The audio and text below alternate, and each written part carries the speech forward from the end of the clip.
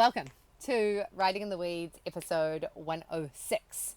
We are here today and we're going to have a conversation about the nervous system. Our goal is to kind of make this a bit of a through line for the next couple of episodes. I think honestly we do this subconsciously. And one of the things about Jenny and I don't know if you've noticed this about our podcast, but we're not exactly structured. However, what we notice is that there is a structure. Because what we do is we go with what's coming up with us in the moment. And strategy would tell us that we should be structured, that we should have a plan, that we should be organized, and we should have our social media and all of that stuff planned. The thing is that actually triggers a lot for both Jenny and I. And the reason I mention that is because that's what we're going to talk about today, the nervous system.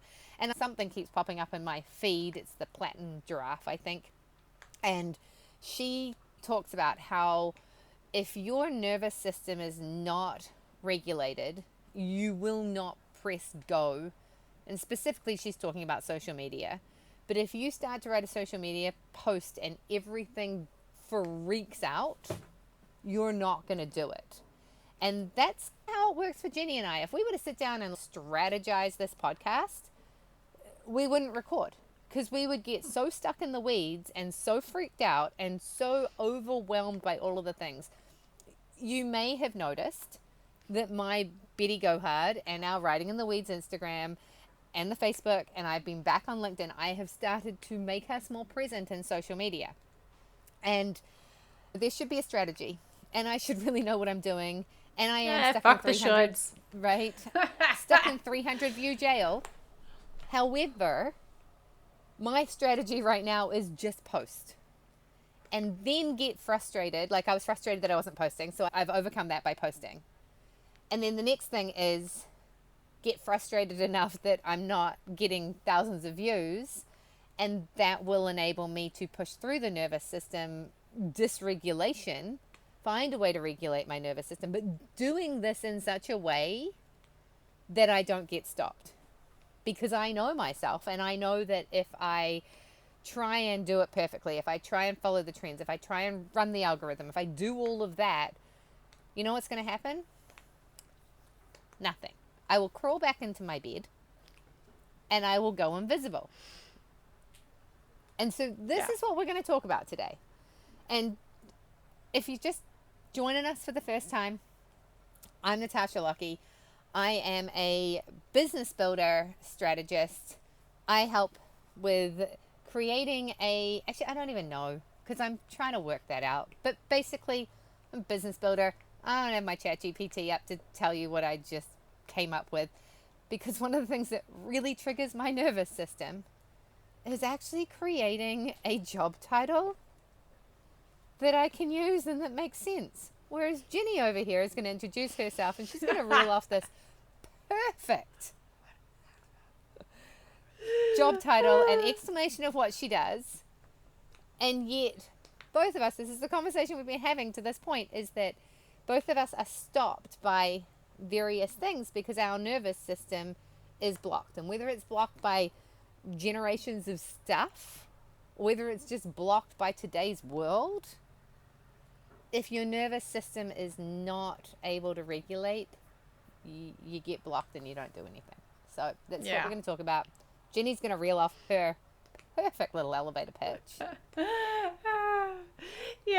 I am Jenny Brandon. I'm an animal communicator and energy healer for animals and their people too.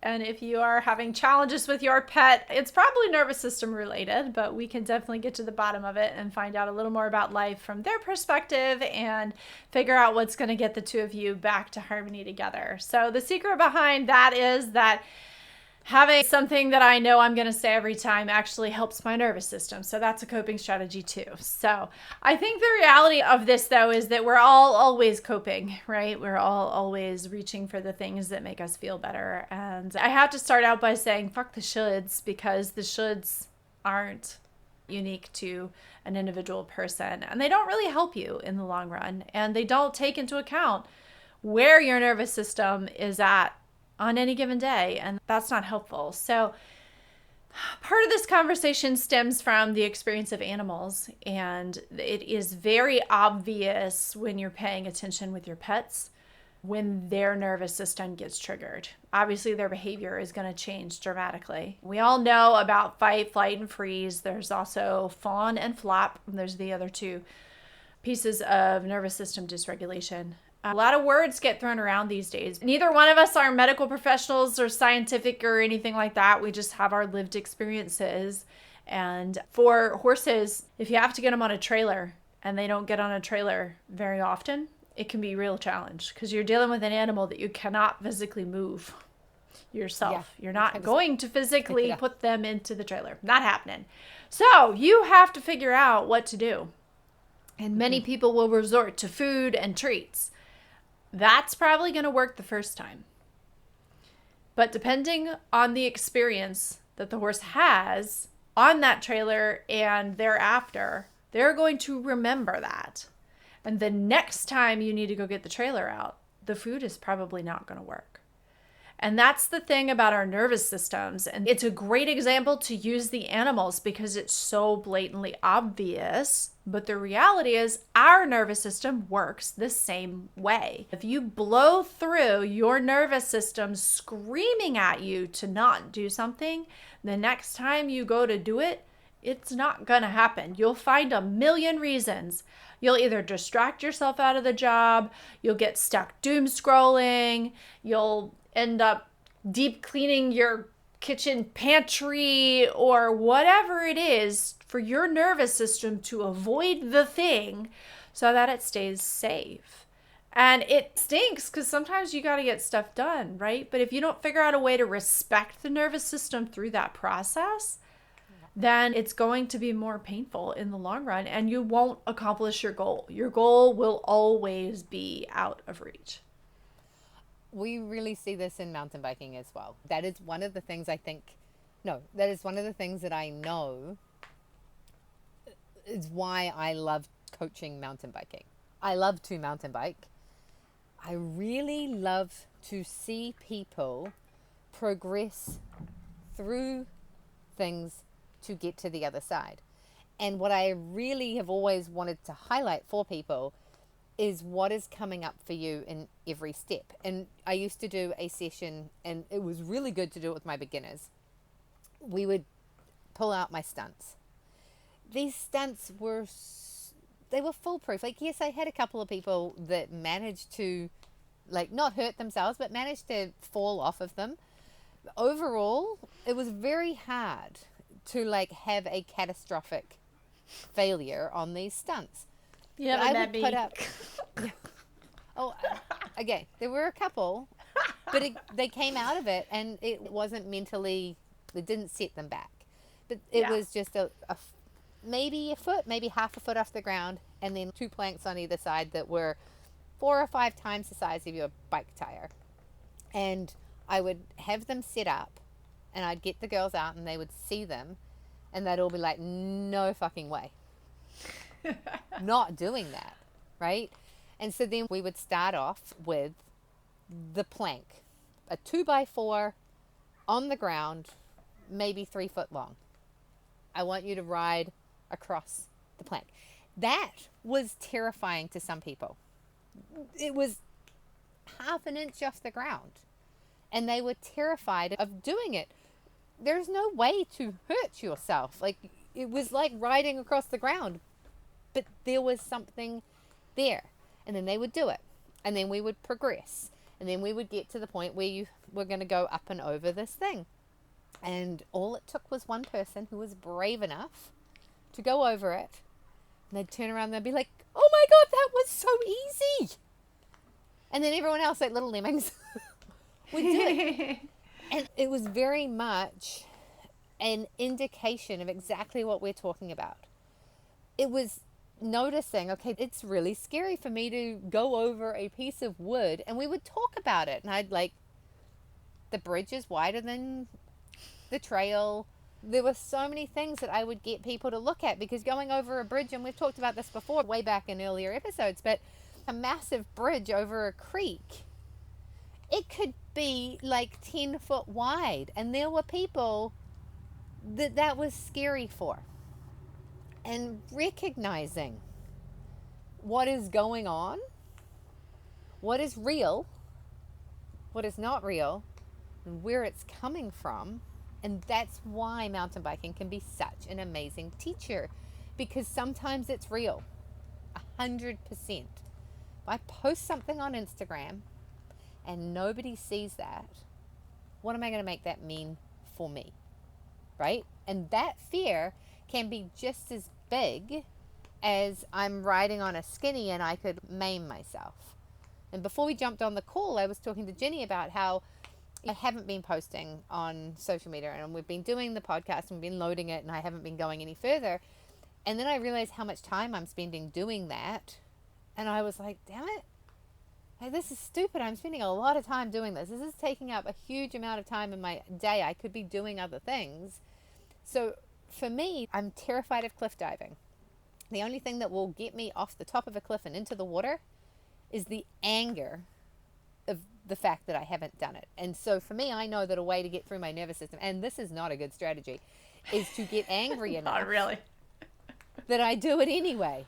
And that's how I've been processing a lot of things. And I was saying to Jenny, and now I feel like we're both standing on the top of the cliff, and I'm like, damn it, Jenny, we're going off. We're jumping off this cliff. Yeah. And it's my anger that's pulling us off the cliff. But even in that situation, the thing that you're trying to overcome is something that, well, I suppose you could get hurt cliff diving if you hit the water wrong. You know, you're not going cliff diving somewhere that you don't know is safe already. You've probably already seen other people jump off the cliff. So you're in a situation where your body is just saying, this is a lot for us. Yep. And so your mind does know that there is still safety on the other side, but getting your nervous system on board. And so what does work for you in the moment is that little bit of anger that fuels a little bit of adrenaline that gets you over the hump. And then when you're on the other side, you're like, okay, that was fun. It was a rush. I enjoyed it. And now I can try and do it again. You're right. That's not exactly a sound strategy to use, because if you do have a problem, guess what? You're never going to get up the path to the cliff again. Ever. No. Like ever. And it won't work. And as a bike coach, a strategy that works better, I would never advise to do what I do jumping off a cliff. I would never use that anger. Instead, what I advise people to do is to, like, what do I need to do to succeed? Strong core, heels down, look ahead. A little bit of momentum. Coaching yourself through what do you need to do in order to get over that piece of wood. Now we take that, take what you have, let's do the next step.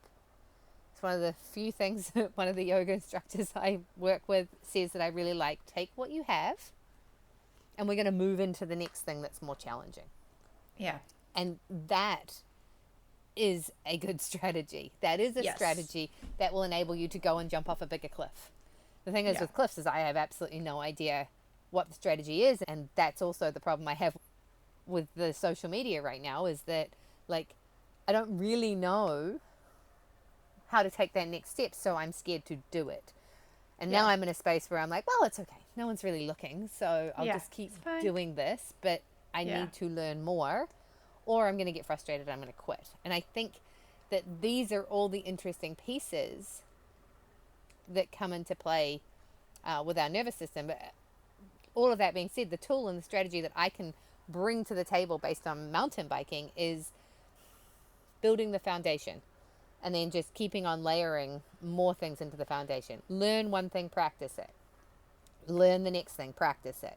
I am not yet ready to fully go to that next level of what I need to do. And Jenny's nervous system is not ready for us to suddenly have a ridiculous amount of eyes on us. So we have to respect both of those pieces in order to get to the next step. That being said, we would love it if you would share this episode with somebody that you know because we would like more people to hear this episode and we would like more people to find our podcast.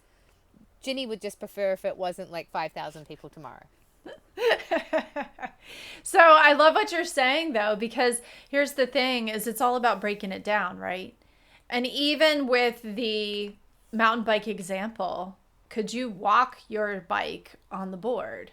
Can you walk over the board? The question that is most important, I think, in this case to ask when you bump up against a nervous system situation, first you have to figure out, is it my nervous system that's in the way? Because sometimes it can be a legitimate, I don't have a skill or something. Okay, then that's an easy fix, right? Go get a skill.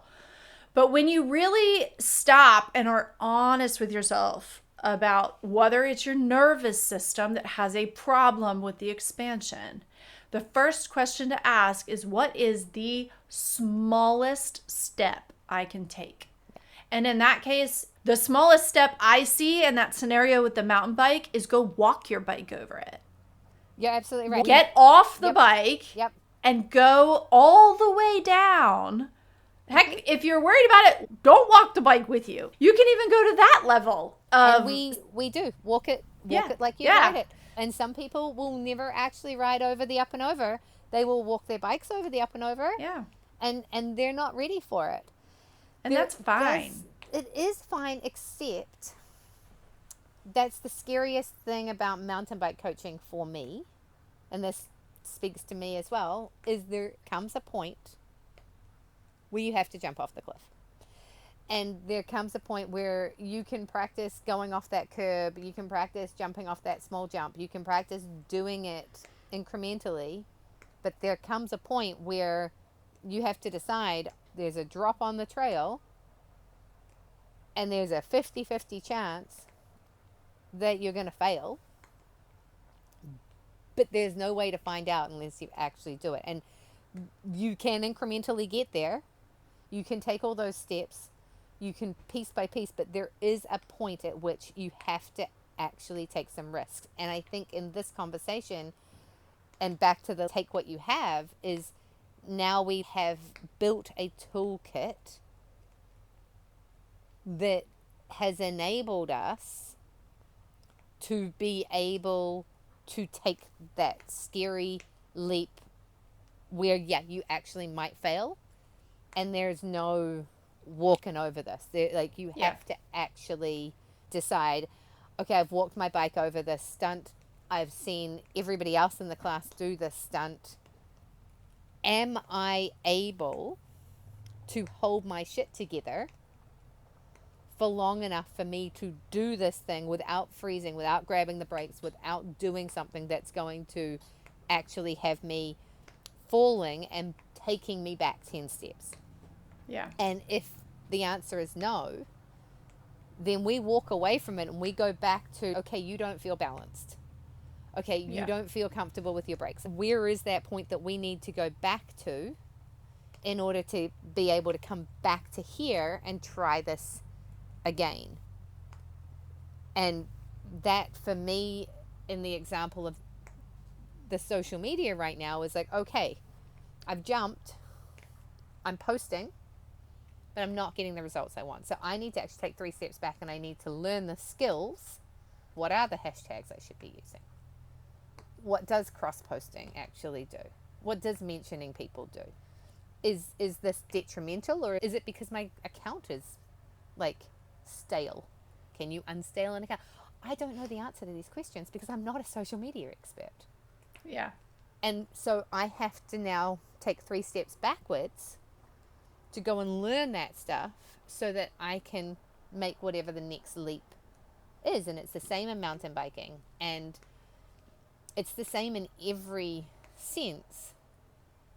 And this is where we're going to go into the animal stuff, because I think this is part of what you do and how you bridge the gap. Because when you're taking your animal to the vet, or you're putting a horse into a trailer, it is very hard for you to communicate to that animal that they need to do this thing if there's not a very present, very obvious problem that the animal is like, I need this fixed. thank you, human. You're going to help me get it fixed. Just like us humans, it's like, it's not that big of a problem. Blew my knee to 100 pieces. I could barely walk. I had to have surgery. And I knew I needed surgery. But it was a voluntary surgery. I didn't really need surgery. I mean, it wasn't essential. It was a little bit painful to walk. Probably really needed to be fixed. But I could live without it. And the day of the surgery, I was like, do I really want to have this done? There's a lot of risks to this. Is the reward going to match the risk? Maybe I don't want to go to the surgeon.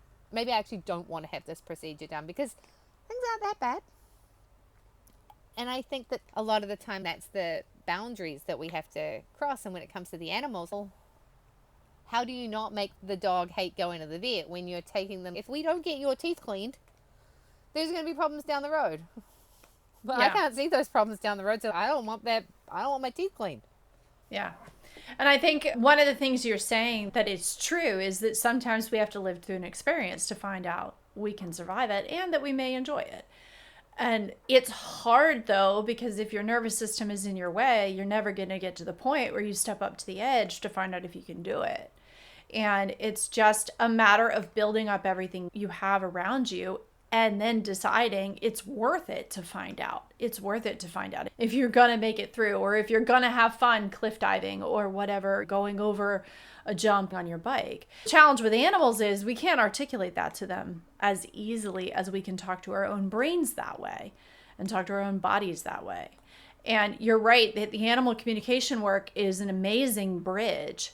But one of the pieces that works so well for that is actually being very, very clear on the intent and what's going to happen. And this is a piece that I think we could take and apply for ourselves. If you're trying to work on something, how clear is your intent on what the outcome is going to be? If you're worried about going over that little bridge on a board and you're focused on the falling off, the I might miss it, the am I going to use my brakes wrong, and all of the things that could go wrong, guess what your odds are of actually being successful? They go way down real fast.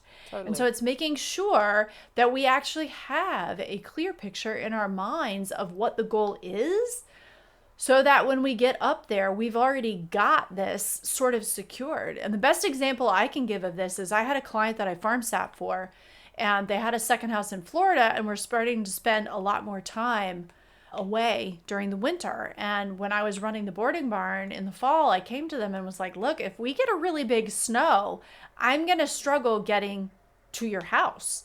And I don't know how I will care for your horses if I can't get to your house. And I said, look, I've got room in the barn over the winter. If you would like to just board your horses with me, instead of paying me to go there when you're gone, it'll be the same amount of money. It'll just be 100% guaranteed that I'll be able to get out my back door to your horses.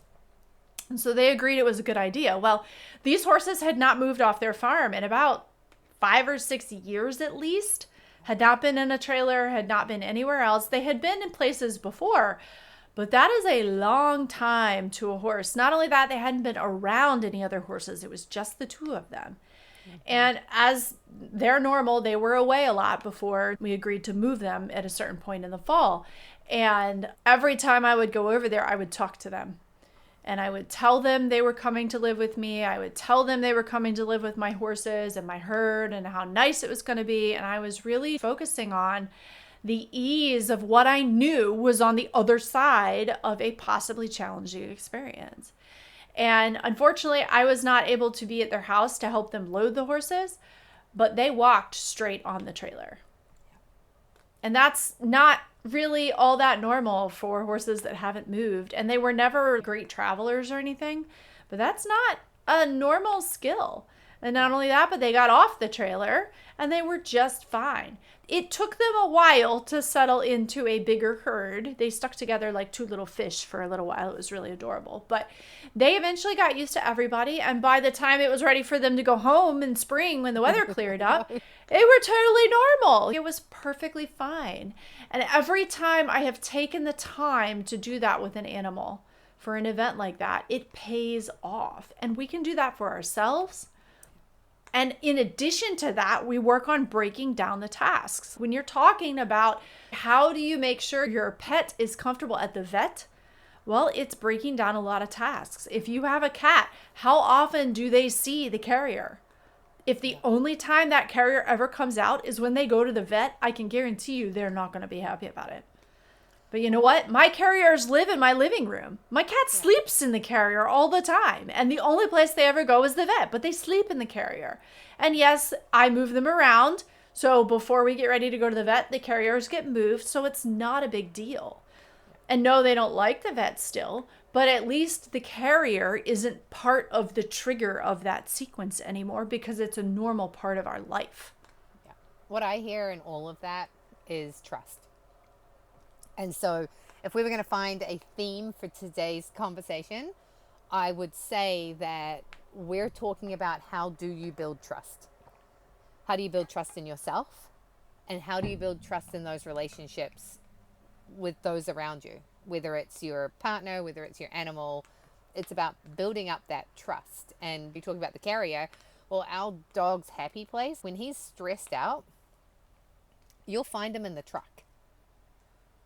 The truck is his kennel. The truck is his safe place. The truck is the place that he goes when things don't feel comfortable for him.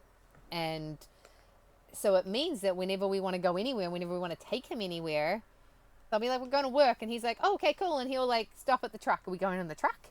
No, we're not going in the truck. We're walking. Oh, okay. All right, fine. If Ian's going to town, Tiaki loves being with me, but if Ian's in the truck and Ian's going somewhere in the truck, well, you think you're going without me? I don't think so. Like, that's my kennel. Like, I'm going with you.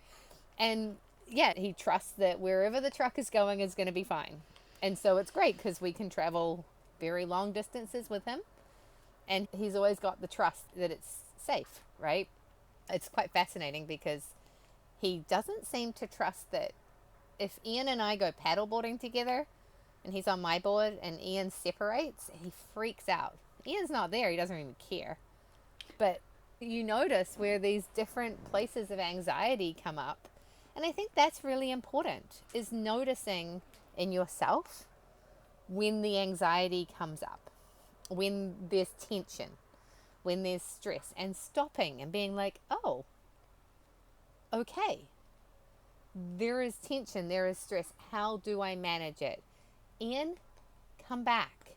Don't paddle away from us. I'm paddling with 115 pounds. I can't go as fast as you.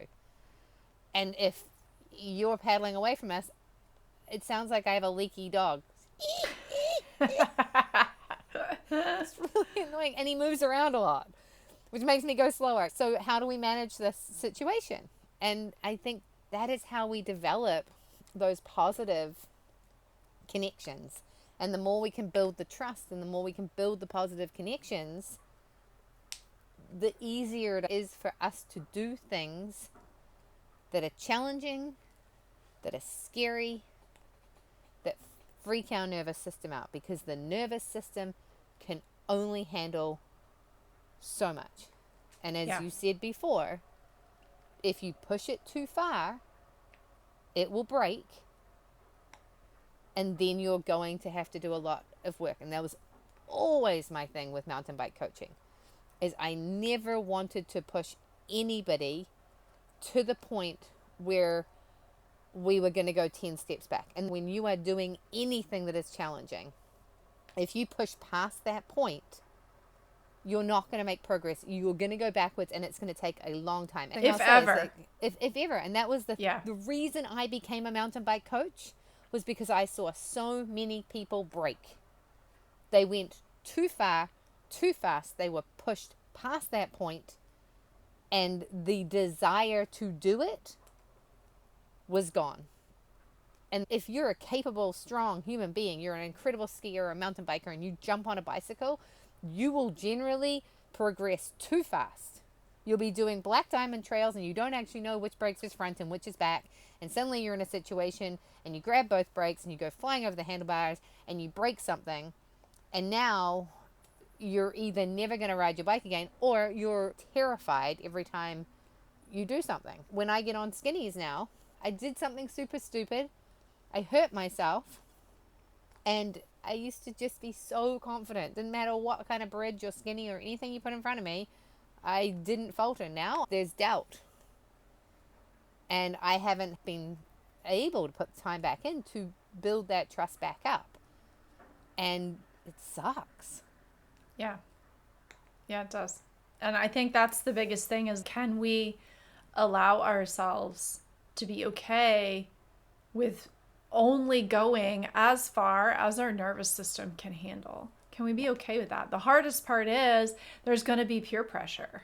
There's going to be other people. Oh, you can do it. That's not hard. Oh, that's not a big deal. Why are you worried about that? You shouldn't be scared of that. And there's the S word again. People are always going to have their opinion.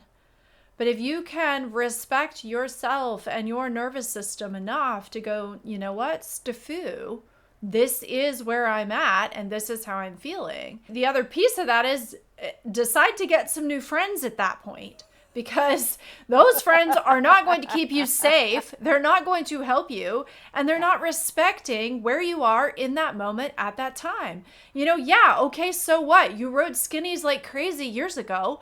Right now, that's not where you're at, and that's okay. And if you don't respect that, guess what? Then you won't be riding, because your nervous system will continue to be louder and louder and louder about the fact that that's uncomfortable, until the day comes when you can't get on your bike at all, or you can't do whatever it was at all. And that's what happens to our pets. It's just with dogs and cats, for the most part, we can pick them up. We can just scoop them up and do what we need to do, but it blows straight through their nervous system when we have to do that. And it is like a bank account, right? Trust is a bank account. And you have to be able to make enough deposits that when the time comes that you've got to make a withdrawal, you have enough in the account that it's not going to throw your account into the red. And it's no different with our nervous system. The more you respect your nervous system's boundary, the easier it becomes to get through those boundaries. Because the sooner you stop and go, oh, wait, there's my nervous system saying this is a lot, this is hard, how can I break this down? When you start breaking stuff down like that, it rockets your progress forward. Because your nervous system goes, oh, I'm safe. I'm given options. I have baby steps. I can take this in smaller pieces. And then suddenly it's no longer an issue anymore. And you're doing things that you never thought you would, because you have that trust built up internally as well as externally. And it pays off. It pays off so much. But that's not what our culture likes to do. And that's not what other people want to do. And that's when we get hurt. That's when we go too far. And then we don't ever end up achieving our goals. If we don't get hurt, we quit. One or the other. Yeah. And another plug right here is celebrating and celebrating the wins. It's so funny, but I said to Jenny, I'm like, yesterday I came back from being out on the island. I went there again for another little relaxation test. I will say I did listen to our podcast while I was paddling, and I also listened to my book while I was paddling. So some days that's fine. That's just what I did. And I was like, I want to go biking. The main reason I wanted to go biking is I haven't been biking for a while. There's a trail I wanted to try, and Ian was going out to the island, and it's going to rain this afternoon. It's going to rain for 4 days, and then the trails are slippery and a little gnarly, and Ian won't go riding in the rain. And I was like, you know what? Has he been like, well, why don't you just go riding when you get home on Wednesday afternoon? I'm like, by myself? This is so silly. I am a very capable human being. Oh, I'm going to put my bike on the truck, and I'm going to drive the truck on the Forest Service Road, and I'm going to go to the trails by myself into the middle of nowhere and go and ride a trail I've never ridden before. And I'm going to do that all by myself. And like, will it be fun by myself? I had an absolute blast. It was so neat. And I felt so good afterwards. And it was like, you know what? Go me.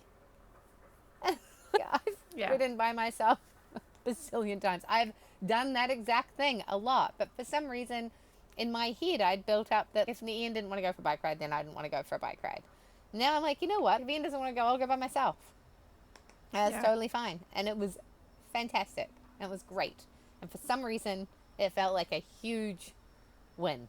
I can't tell you why. It is. Because it wasn't new. It's not something I've never done before. But sometimes we forget. And it's really important to celebrate your wins. And I've been really bad at it. So I've promising Jenny right now on the podcast that I'm going to get back onto my daily, we have a wins chat. And it is available to anyone that wants to join. Subscribe to Substack, to the podcast, and you will be notified. I don't even know. Do you get sent an email every day when we do our chat? I don't think it's an email. If you have your notifications notifications turned on, it should pop up in your notifications every day. I usually do mine in the evening. I'm on East Coast time, so usually by the end of the day. But anybody, I think, can go in there, and you can just post on a previous day or whatever. But yeah, please come join us. We'd love it. Post your wins. End of the day. I went for a bike ride by myself. I went kayaking and had a great time. And I made dinner without Ian. Yeah. I mean, things, I don't even care. but You can come on there and be like, I rode over a 2x4 today on my bike. I'll be like, fantastic. Or I wrote one sentence for something. It never matters. Like, what a win is to you. Yeah, right? I got out of bed. That what a win is to you is always the only thing that ever matters. And you're right. Celebrating that all the way along the way is vital to helping your nervous system get through those sticky spots. And so it does not matter how small it is or how big it is. What matters is it's a win to you. And that's the key. No one's judging. In fact, everyone's celebrating you. So please come and join us and build that trust, because that is step one of our nervous system chat here. How can you take small steps that will build your trust in yourself, with relationships around you, so that your nervous system is able to regulate, so that you can do whatever you need to do to move forward. And to wrap this up, that is what my business building strategy or business is about, is that I know that as a coach, as a counselor, as somebody who is like, this is what I want to do, I want to get clients. Getting clients is scary, because if you don't, you're being rejected. And so what is the first thing that's going to get in your way? I don't know how to do that. The tech will stand in your way. The tech is really simple. We can have a call. I will go through the steps as to how to set your Calendly up, how to get a domain that is as simple as meetwithtash.com, and people can go on, they can book a time, they can pay for it, and bada bang, you now have a client. And you don't need a fancy website. You don't need anything but a meetwithtash.com that goes straight to your Calendly or whatever you scheduler we choose to use, and is connected to your PayPal or your Stripe. And now you've busted through that step. And so now we can take the next step, which might be becoming more visible, and you're going to build a website. And if your nervous system is not ready, these things will all be blocks. And we can have the same conversation about that idea or about that online course. Well, I want to do this course, but I don't know how to do it. And there are simple steps that we can take. When that becomes good, feels good, you've now got a whole lot of content, you need to put it somewhere else. There are very easy learning management systems. And this is how we do things slowly, because doing it all at once means you will not ever get there. So, Yeah. meetwithtash.com if you want to talk about simple steps to get to wherever it is you want to go in your life. If you're trying to build up a side hustle, if you're trying to bring something to life, if you've just got a big decision, a big life change you want to make, like, I can help you with that. Please like and share. Thank you for being in our podcast. I love it. Yeah, you're totally right. You've got to be able to respect all of those small steps along the way and not let the not knowing stand in your way, because underneath that is fear. But you have to take action. It just needs to be small steps that respect the nervous system, and that's the key. So if you are struggling with any of this type of stuff with your pets and you are afraid or your pet is afraid, that is a great reason to have an animal communication session together so that we can figure out what's underneath all of that and figure out how to support both of you to get back to more harmony together so you can get to that relationship that you really want to have. You can find me at soulpetconnections.com on the web and on Substack, Instagram, Facebook, and YouTube under the same handle. Thank you again for hanging on through this wild ride through the weeds today. We really appreciate it, and we look forward to seeing you next time. One more thing, if you are still here, if you are still listening, by the time you hear this, my birthday would have been on Sunday, just gone, 17th of August. And the biggest birthday present that you could give me would be to share this podcast with one person in your life that you think it might help, and or go and write a comment, a review. If you're listening on Apple, go and give us a review for the podcast. If you're listening on Spotify, comment or review the podcast. If you're on Substack, just comment on the recording that you're listening to. If you're on YouTube, comment on there. Make sure you're subscribing.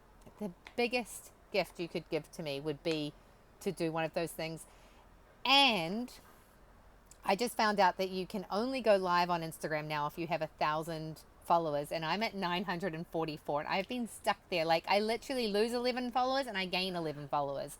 So I'm like right there, and I just need, like, what's the math? 65, 55, 56. I need 56 more people to follow my Betty Go Hard, and I'll be able to do lives again, whether that's good or not for the world. But if you do not follow me at Betty Go Hard on Instagram, please do go and birthday present, comment, review, and follow me on Betty Go Hard. And if you follow me, if you do one of those things and send me like a DM, then I would happily do a half an hour strategy call for you for free, just to say thank you. I love it. I love it. Well, happy birthday. We can say that because by the time anybody hears this, it will have been your birthday. So will it be my birthday? Yeah. Yes. And I will actually be the age that I've been thinking I am for the last year. Is that a generational thing? Because I've had that problem too. Like, why? I've been like a year older for an entire year. So, like, now I'm going to pretend that I'm a year younger for now you're actually arriving, you know? I'm arriving. Instead of being ahead of yourself, you're arriving where you are. So. Yeah, and I know what future me is going to experience. No, it's going to be so much better. This is going to be the year. All right. Yes. Sorry for the babble at the end there. I'm hoping that you enjoyed it. Thanks, friends. We love having you here. All right. We love you guys. Thank you.